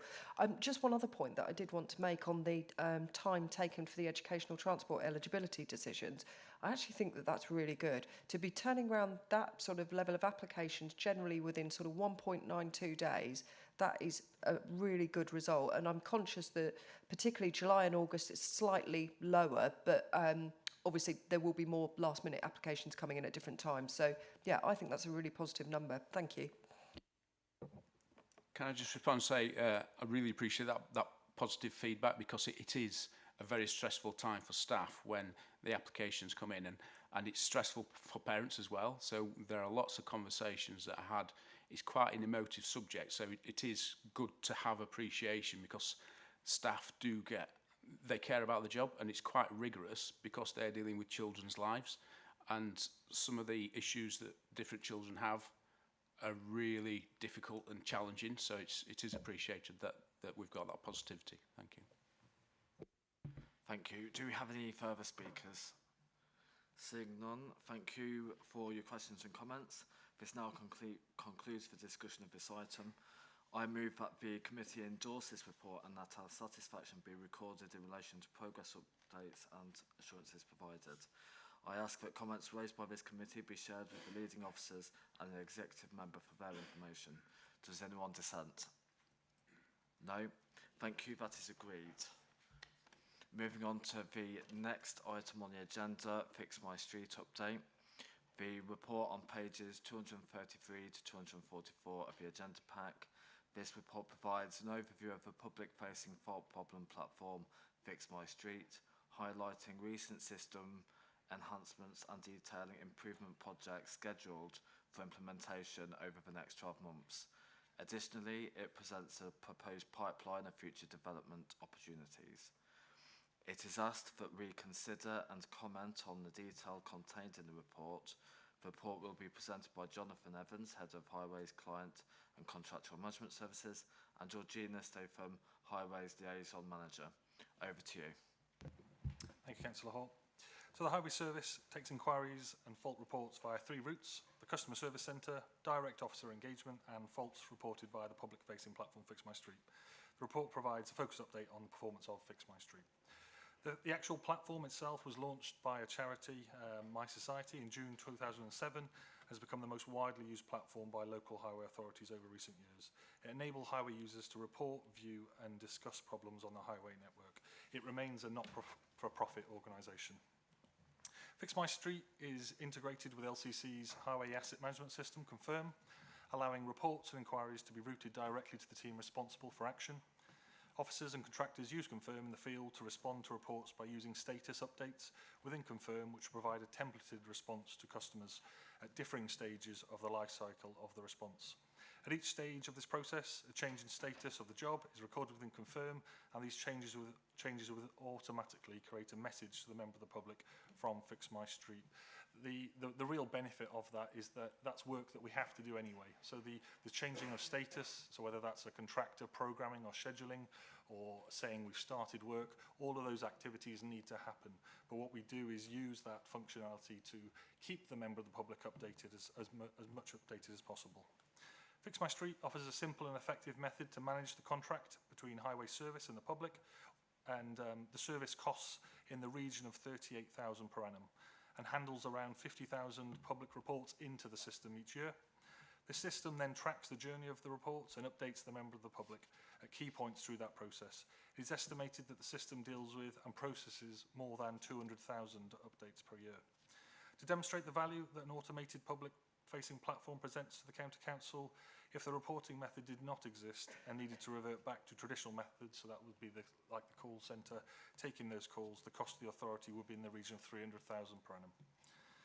Since Fix My Street has been launched, there's been a decisive shift from reporting at the CSC to online reporting, moving from an average of around 50% Fix My Street during 2018-19 to around 80% in since 2023. And I think that just gives a feel for, whilst there's still bits to improve with Fix My Street, members of the public are choosing to use that platform and getting the responses they need. We can obviously do better, and I think some of this report outlines some of those steps. What I'd like to start with first is just sharing some of the stuff we have done over the last 18 months. Good example of that, I think it's been referenced today already, sharing completed photos. The system has been configured to allow sharing photos of completed jobs with the reporter on Fix My Street. When a repair is made, the gang take a photo, which is passed back to the reporter and posted on the site to let the reporter see the works that have taken place. And I think that's a real positive step. There's some examples in there on page 236 of just the scenarios where it really adds value. Sometimes we don't choose to take a photo if it is just like a rewiring of a connection. That isn't going to have any impact to the member of the public. But where we can do it, we try and do that. And there's always bits of new service area that we can introduce that into. A success, I think, over the last 18 months has been responses, the language style. So the Highways team worked really closely with the customer service advocates and corporate communications lead to ensure that the messages were clear, described the situation in a straightforward way and easily understood. And it kept the member of the public fully updated on the progress of their report. We've recently attended a number of national groups where other authorities are looking to replicate what we're doing in Lincolnshire with that sort of language style. But obviously, if there's anything that we discussed today that we think we can improve, we're keen and want to do that also.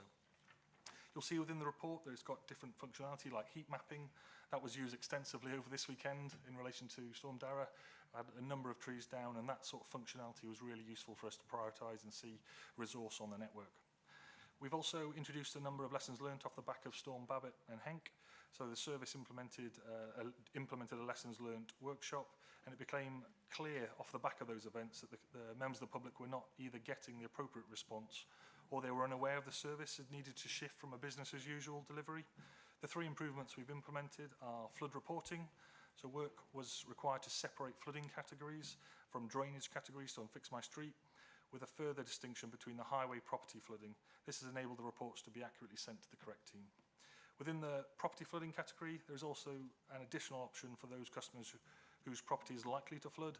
Within this option, there are further questions to enable these reports to be triaged effectively and help coordinate the response. Good example of those are stuff like sandbag requests. So that's trying to prompt wherever we can the member of the public to self-serve, and maybe in time we're likely to direct them to other self-service locations. Are they vulnerable? That was something that we found in Storm Babbitt and Henk, that we were aware of data coming through, but we were unable to effectively triage. But we'll be able to do that moving forward. And then just the final one is they're asked now, or prompted to give us a bit more detail of the number of sandbags required. So that's the number of air bricks or accesses into the property, and it will just help us to be able to better deal with the response. Other improvements relate to website signposting. It's just making sure that everybody's clear and we're surfacing all the data we can. And the final one in relation to Storm Babbitt and Henk was emergency messaging. So we've got some functionality, as it shows there on page 239, where we can make members of the public clear that this isn't just normal business as usual. So when they're reporting possibly less urgent risks, they can see that we are stretched and dealing with other issues at the time. Some real good improvements recently introduced in the last month, public rights of way. So that's the reporting to both Fix My Street platform and Confirm has enabled members of the public to report problems on the public rights of way network in Fix My Street as the same way as highways. So if anything to do with a stile or a signpost, you can now select on the front-facing platform, see that asset layer pop up and report it effectively. So we're working well with the teams within place. Some improvements that we've got planned over the next 12 months. Drainage cleanse updates. So the service proposes to share on Fix My Street the last inspected date for all gullies and offlets the authority is responsible for. This will give customers much greater insight as to when the crews actually attend the drain and an indication of when it will be attended again in the future, because we're always doing our targeted cleanse process. Another one really similar to that is grass cutting. It's proposed to use Fix My Street to provide the customer with the next cutting window if the grass they are reporting is cut by LCC. All the details of the correct authority if the grass is cut by another authority under the agreement. The platform will also differentiate between cutting locations where we have a different approach, for example, roadside nature reserves, because it might be a reason why it's in that a different condition to the grass surrounding it. Some other good work that we're looking to work on is the drainage job complete process. Due to the complexity of the drainage asset, we found that there are occasions where completing the job attached to an inquiry does not resolve the issue the member of the public has told us about, and further work is required. So following an increase in jetting resource on contract, we've seen a trend come through that it's highlighted that needs correcting. It's a common one. I know it's been discussed at the Scrutiny Committee a number of times. When we go out to repair a defect, the gang have jetted it, rodded it, got the CCTV camera. They've completed their task as far as they're concerned. They move it to a status, and that sadly has said the job is complete. whereas we know that there's follow-up works required on some occasions. So we're working on that at the moment. Our proposal is to introduce a new status, which will sort of be along the lines of we've carried out work, but further work is required at this location. So it's just picking those themes out. They happen at different areas of our service. Sometimes when it's not as easy as just changing a lamp.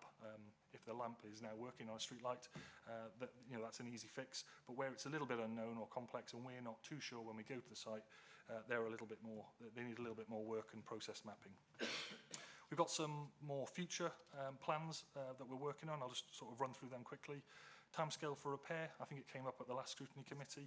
A longer term aim is for the services to able to provide customers with a precise and accurate information with regard to the repair of the fault they have reported across the majority of work types. So that might be initially in line with our high amp. So you'll say you've reported this on a hierarchy 1, 2 or 3, and it will give our indicative timescale. But we also think in time we're able to link that through to our programming and scheduling and say, you know what, on this date, we're very likely to attend and it's going to be these 2 operatives with this vehicle. It's almost like a Morrison's or a Tesco delivery model where we're able to give a little bit more automated updates. Moving on to mutuality, the platform could be developed further to enable super users or nominated or established users over time who, when using the system, provide photographs and accurately describe faults in a consistent way. Once established, the user's fault reports could passport directly through to the contractor and potentially offer efficiencies within the service. So that's something we're exploring with Fix My Street. Another one similar to that is within the current platform, alerts and news feeds can be created so that users get a feel for what's happening in their community. The updates can be restricted by distance, Lincolnshire County Council, districts or electoral divisions or parishes. The systems could also be developed to explore if other asset owners within that area are able to respond to the log faults. That may be something that we want to open up the interaction across just wider than LCC. This functionality would prove useful for areas of the service which are devolved responsibilities, such as grass cuttings taken on by the community to receive response to reports. So that might be a parish agreement. Finally, what we are always looking to do is improve the identification, delineation of assets that we hold within Fix My Street that don't belong to LCC. So the benefit of this approach could be that a member of the public is quickly able to make their report to the correct authority or owner. The priority for this project would be to identify all street lighting assets that are not maintained by LCC, as this is a common occurrence that we find that we're having to interact with it manually. So to conclude, the Fix My Street platform is, as demonstrated within this report, continues to evolve and offer good value for money for Lincolnshire County Council. The Highway Service has a number of improvements to deliver within the next 12 months and is also developing a future pipeline of improvements. And that concludes the paper. Any questions? Thank you. Thank you very much, Jonathan. Councillor Charlotte Burnham. I didn't even ask, but I have got some points, so yeah, that's charming. Lovely. Thank you very much indeed. That was really, really interesting. I think sort of one of the 2 key themes that are coming through on this is what good value Fix My Street is for money if you're looking at sort of the cost versus the users. The other things that sort of I was just going to mention about what you've just said, when you talked about the updates and working together with other parties to help out with this, a sort of key example of this is I know that a tree was reported as being down on Saturday night, but I also know that within 20 minutes the local farmer had been and sorted that out. And I actually sort of went on myself to see if it had been taken off, because obviously, as far as you're concerned, that's still an existing problem.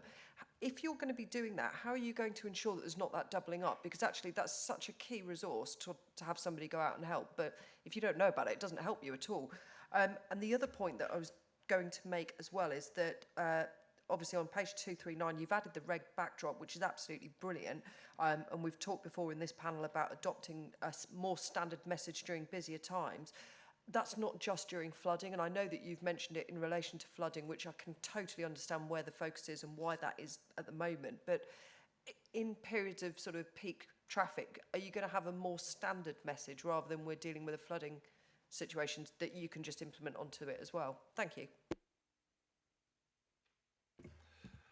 Yeah, so in terms of them, like the tree down example on the weekend, I think what we're initially looking to do is work with districts and parishes where we are able to, either the other asset owner, what we're not looking to do initially, but maybe it'll happen in time, is able to deal with the unknown. And I think that scenario you gave it over the weekend where a farmer's gone out and corrected it. They've acted as a member of the public there.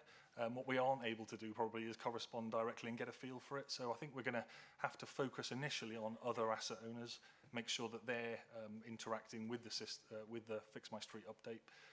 But I don't think we're going to be able to control the uncontrollable. But we do thank that farmer probably for the work they did. They've corrected something. Our operatives would have gone out there and made an assessment, either made a safe or put signs up. And it's probably avoided a follow-on job with the tree surgeon. So, yeah, positive in that respect, but I don't think it's something that initially we'll be able to respond for things that are out of our control. In relation to the red backdrop, emergency situations, we're able to adjust that text. So I guess that was just an example within this report. We can narrate that depending on whatever the incident is to make sure that our issues, whatever it is, whether at this weekend it would have been high winds, but it didn't actually adjust our business as usual. We just had enough resource to cope with the volume of works that we had. We probably, just for information, we had probably about 13 gangs working Saturday and Sunday 24/7, dealt with about 105 jobs. So it was a really busy weekend, but it didn't sort of escalate to that Storm Babbitt and Henk situation. But to conclude, we can adjust that narrative as we see fit. Sorry, if I could just come back on one point, and I realise this is very, very specific, and I'm sort of, if you want to discuss further outside, that's absolutely fine. Where I struggle slightly is with lampposts. So a member of the public will report a lamppost to me. I have no idea whether it's Lincolnshire County Council, District Council, or what really. If it's not Lincolnshire County Council at the moment, there doesn't seem to be a facility to even report it as having a problem on Fix My Street because they're not shown on the map. From what you've just mentioned sort of in that, is there a plan there to include all of them and then be able to divert sort of that over to the relevant area? So I know that's very specific, so if not relevant for now, that's fine. Thank you. No, they're the perfect examples of where we think we can add value. So at the moment, we haven't got the other assets that we don't maintain. Street lighting is quite a complex one. We've got our own assets that we own, but we also act on behalf of the district to maintain their assets in certain areas of the county. What we need to get is the asset inventory for those other areas that we are aware of, but we're not maintaining, and that would then stop us having to interact with it. So those faults that came in registered just by clicking in sort of the map-based system, the asset won't appear like it does quite often link to on our other, like grip bins or other assets that we've got in the system. We need to work with our other parties around us, district and asset owners, develop that, put it in Fix My Street. What we'll have a dilemmas of is whether they're naturally using Fix My Street. If they are, then they can correspond with it and update it live in the system, so the member of the public can just get taken to their website or their version. It may just need to be, this isn't an LCC asset, and please log your report via this route. But that will help the member of the public initially, because at the moment it probably comes into our service and then we may respond a day or two later. So it's an improvement, and I think that's the sort of thing we want to focus on, and it may go wider as we may want to work with our utility partners who have got a lot of asset within the highway that it's always a little bit unclear for the member of the public of whose is what, and again that could be brought in as an asset, and whilst we won't want to take that fault report, we could direct them somewhere else. Thank you very much. Councillor Noyce here. Thank you, Chair. I would like to say I love Fix My Street. Since you update it, a wonderful thing, and I tell Town Council, Public Council, the resident, report it on Fix My Street, a worksheet. You know that you don't more the stress and that the change from the night work to the day work. So the road course, and somebody report on Fix My Street, he said, why they shoot the road on the daytime? He have to go to work, 13-mile diversion. He said, cost him £50 petrol. That on Fix My Street, and I got that report. I saw, crikey. So, because some issue on Fix My Street, they do tell you if the job finished or not. They send me report straight away. I think it's a wonderful thing.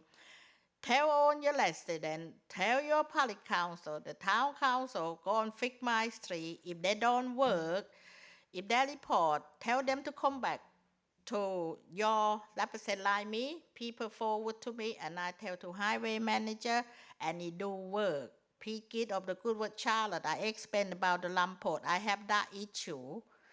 I can tell you because some of them Lamport, it belonged to East Lindsay. Their Parish Council tried for 2.5 years. It's about new Lamport. It isn't working. And Richard Fenton and my highway manager managed to trade up Ava belong to East Lindsay. Then put electricity in, so the county council cannot adopt it. So check your local council, or the area, you know, whoever you are, you know, Iowa, like East Lindsay. That's the best choice. Thank you. Thank you, Councillor Sear. It's really nice to hear that it's sort of reported as a useful tool, because I think sometimes we often lurch into Fix My Street has got it wrong. And I've said it at previous scrutiny committees, quite often that's either the automated messaging or the operatives, or it could just be the process we've got set up isn't spot on. It does do a lot of legwork in the background. I think we do focus on the negative, so it's really nice to hear that it's working well, and we've seen the sort of trend go from 50 to 80%. It may go further once we get that functionality in there, and there's still stuff to improve, but thank you. Thank you. Yeah, I mean, I do think it's worth highlighting, you know, that actually it's very useful to us as county councillors to actually get our residents to report it on Fix My Street, and then it makes it far easier if it needs, you know, more intervention to actually get a highways manager involved, and then they can see it on Fix My Street, they know where it is, and it makes it a lot easier for our highways managers. So I think it is a really good tool for that as well. So Councillor Tom Ashton.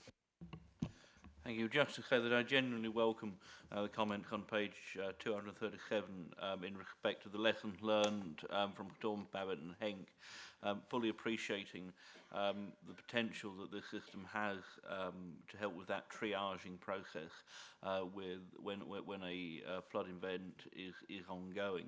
And one of the things that come out of our discussions on the flood and water scrutiny, the storms impact working group into those storms, is that need to do that triaging effectively, to make sure that people are getting the right answer, whichever organisation they go to, rather than being sent from pillar to post. And I suppose I would say that this is a superb example of a system idea that has been created entirely in its original form, entirely independent of council. I can only think that if council had tried to come up with this, we'd have come up with our own version in every council and would still be working out how to make it work. So the fact that the private sector has got on and done this is a genuine success story. The question I suppose I have is, as we are expanding as the utility of Fix My Street, as we are adding these additional categories and making it work in the way that it is across different sectors of the council's work, how do we build that brand recognition from Fix My Street to Report My Flood? Because I just can't help. The Fix My Street, it does what it says on the tin, but if we're asking people to use this as the front door to report other stuff as well, how do we build that link in such a way that it becomes a natural thing to do, rather than reply perhaps with a puzzled expression of, why do I want to go on Fix My Street, I want to report my flood. I don't feel it's an insurmountable obstacle, but it does perhaps it is perhaps something that needs a little bit more work on public awareness. But fundamentally, it's brilliant. Thank you, Councillor Ashton. Yeah, I think that is an issue that we need to deal with, about merging those two systems. We do work closely with the Floods and Water team about. Like you say, the member of the public just wants to report it on a platform. I think there is probably more work to do on aligning exactly where we want to receive faults.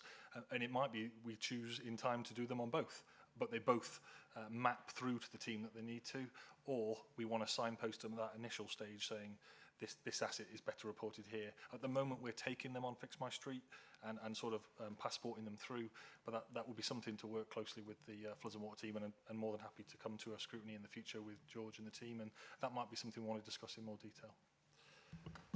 Invitation accepted. Thank you. Thank you. Councillor Clark. Thank you, Chairman.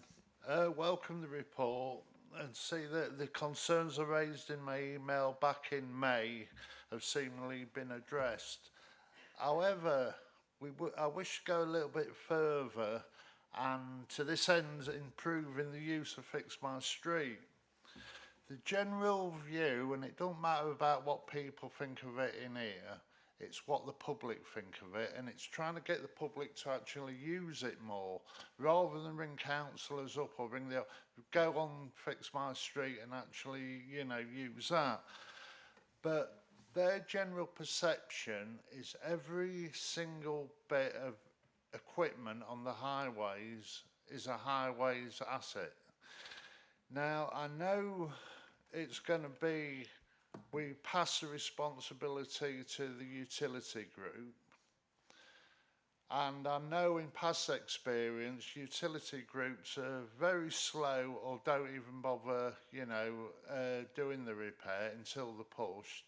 I understand as well the authority have the power to put a section, is it 81 on the utility groups, where the utility group have to make that repair, but there's no time limit to it. So it's open. So can this be looked at in one respect? And can it also be, if it is a water box, a gas box or whatever, when it comes back, can it be said that this is a responsibility of the gas board? The other one, the one that came up recently, is when you look at a map of Fix My Street, of a particular street, why is it the unadopted piece of that road isn't marked? So when a resident says there's potholes on that road, it comes back, and I think the answer was it's unadopted. To find out whose it is, contact Land Register Office.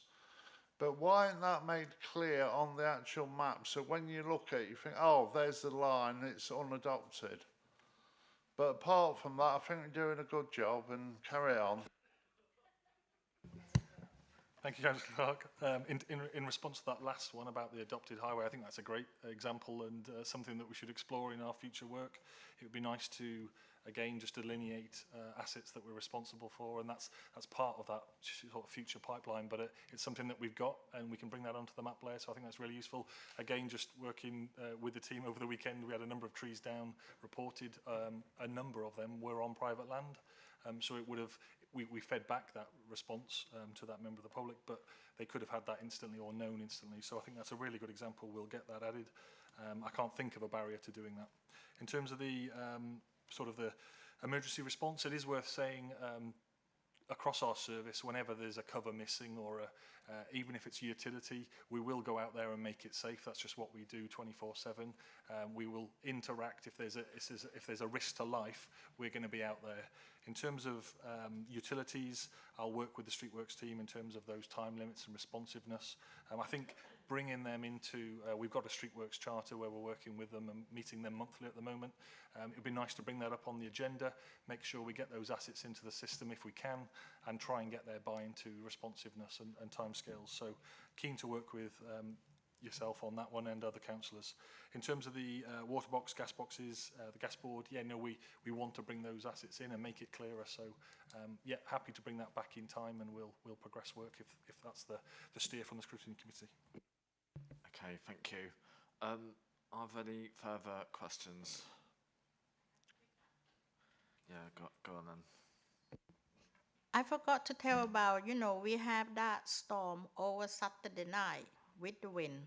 Where I live, we have no power for 12 hours. I came back from Humberside on Saturday early morning, like a midnight. It was tree down, hit the wire cable. So we can see the fire engine there. They say they're waiting for power, whatever electricity board. But I can point it out, in my village, we have like a Facebook page. And the resident said early evening, they put on, the tree fell on the road. And somebody say, Pally Council say, oh, it's being sorted. Somebody come out and sort it out without we going out. But issue is, how can We have the lady question. I asked questions so many times to electricity board. The tree overhung on the cable. How can they're supposed to come out and chop the tree down, so any strong wind and it happen. But they say they come in 3 times, nobody come.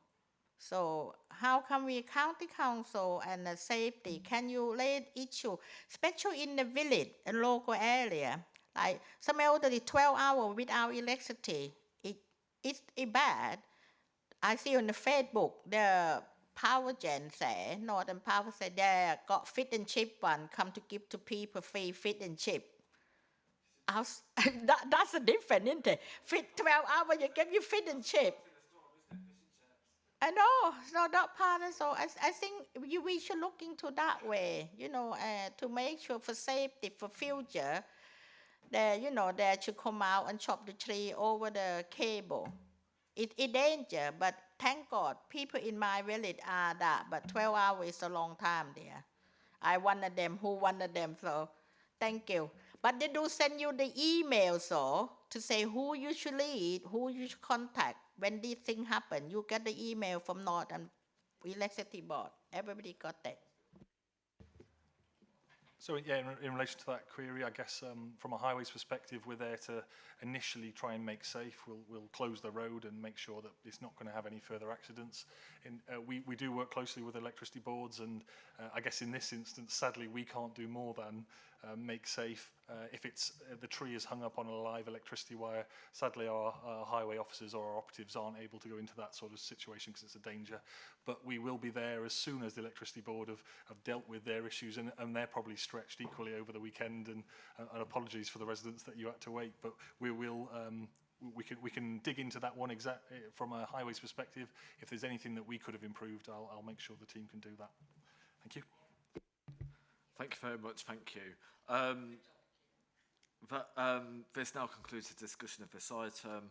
I move that the committee endorse this report and that our satisfaction be recorded in relation to progress updates and assurances provided.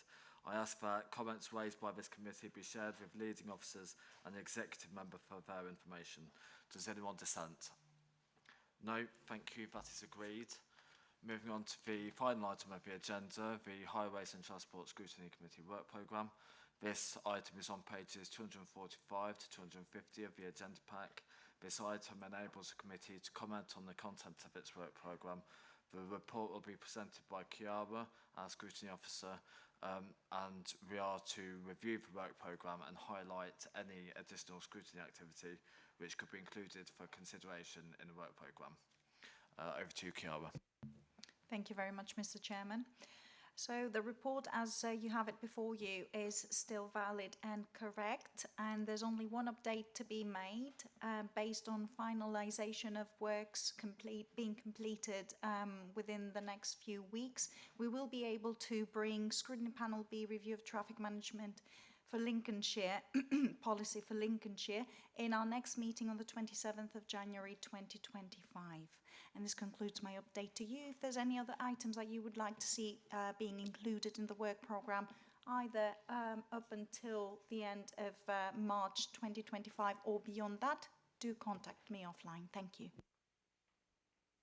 Thank you very much, Chiara. I'm really pleased to see that the Scrutiny Panel B report will be coming to us at the next meeting in January, as I know that it was of concern certainly at the last OSMB committee meeting, so I'm very thankful to you for that. Are there any other comments from members of the committee? No, thank you. I move that we note the report and approve the existing work programme as detailed in pages 245 to 250. Does anybody dissent? No, thank you, that is agreed. This now concludes the business of the meeting. Thank you, everybody, for your attendance. Thank you.